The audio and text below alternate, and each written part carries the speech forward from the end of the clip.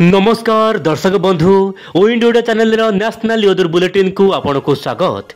दर्शक बंधु शीतर आगमन रे कोरापुट मालकानगिरी मालकानगिरी नुआपड़ा नुआपड़ा कंधमाल सबुठी वर्तमान हाल्का शीत आरंभ हो जाइछि। वर्तमान स्थिति रे आसुची आउ एक लघुचाप जहाँपाई कि राज्य में पुणी थे बढ़ी पारे वर्षार स्थिति बोली किछि मॉडल मान आकलन करुछंती। तेबे केउ मॉडल रहिछि बात्यार आकलन वर्तमान समय आकलन करुछि।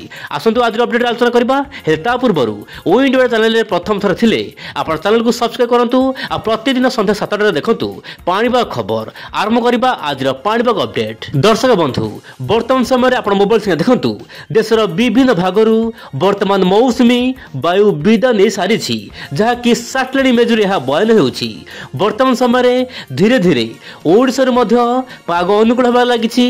आगामी 2 रु 3 दिन मध्य मौसुमी अपसरण करिबो बोली जहाँ जना पड़ुछि। किंतु वर्तमान समय समुद्र जाउनी जलबाष्पूर्ण वायु जेहेतु समुद्र जाउनी जलबाष्पूर्ण वायु मौसुमी विदा नबाकू वर्तमान पाग संपूर्ण अनुकूल हो सारी। एपटे उत्तर पूर्व दिगरू शुष्क वायु आसुछि ता सहित किछि मात्रा ठंडा वायु आसुछि जहाँपाई कि रात तापमात्रा कमिबार संभावना रही।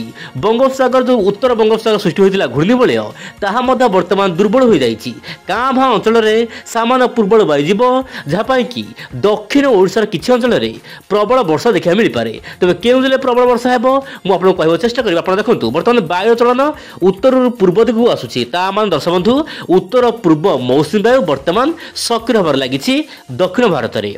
ओडिशा पाणीपाग देखिबा आपण देखंतु दर्शक बंधु मालकानगिरी कोरापुट नवरंगपुर यही 3 जिले में मध्यम धरण वर्षा हेबो किंतु गंजाम गजपति जिला को सामान्य प्रबल वर्षा पाई ता सहित जो रहुछि घड़घड़ सहित वर्षा रही पारे। एहा सहित दर्शक बंधु रायगड़ा पुरी ता सहित खोर्धा नयागढ़ यही सब जिले में स्थान स्थान अति हल्का वर्षा देखा मिल पारे। किंतु वर्तमान समय कौन बड़ वर्षा हमार आशंका नहीं। धीरे धीरे सामान्य कुहुड़ी बढ़िबो दर्शक बंधु सामान्य कुहुड़ी बढ़िबो जेहेतु पश्चिम वायु सामान्य बंगोपसागर किछि पूर्व वायु जाउछि सामान्य कुहुड़ी देखा मिल पारे सकाळ समय। लॉन्ग रेंज फोरकास्ट आम कथा कहवा आप देखो दर्शक बंधु यही मानचित्र होउछि 15 अक्टोबर नहीं कि सीधा सड़क 30 अक्टोबर मध्य। दर्शक बंधु बड़ खबर आप देखिपे प्राय देशर विभिन्न भाग में पुणी वर्षा बढ़िबो। दक्षिण भारत में प्रबल वर्षा हेबो ओडिशा में प्रबल वर्षा हेबो कहीं गोटे लघुचाप आसिबो।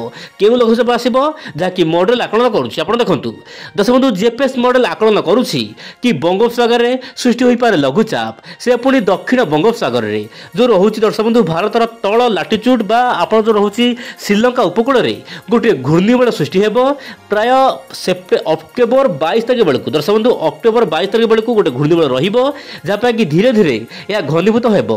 किंतु जहाँ जनापड़ी एमजीओ बर्तमान बहुमात्रा सक्रिय होउछि एवं लालिना मध्य एक्टिव फेज आसुची जहाँपाई कि बात्या सृष्टि होगापाई पाग अनुकूल हो पारे।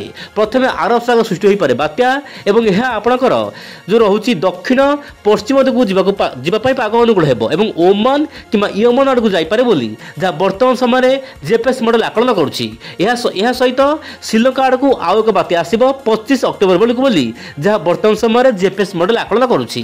किंतु वर्तमान समय यही आकलन केते सत रहिछि केते मिछ रहिछि ताहा वर्तमान कहबा बड़ मुश्किल कारण आम लॉन्ग रेंज रो फोरकास्ट को आकलन करुछे। देखिबार कथा आगामी दिन में यही अपडेट केते सत होउछि। आज पुणी पुणी अपडेट। नमस्कार जय जगन्नाथ।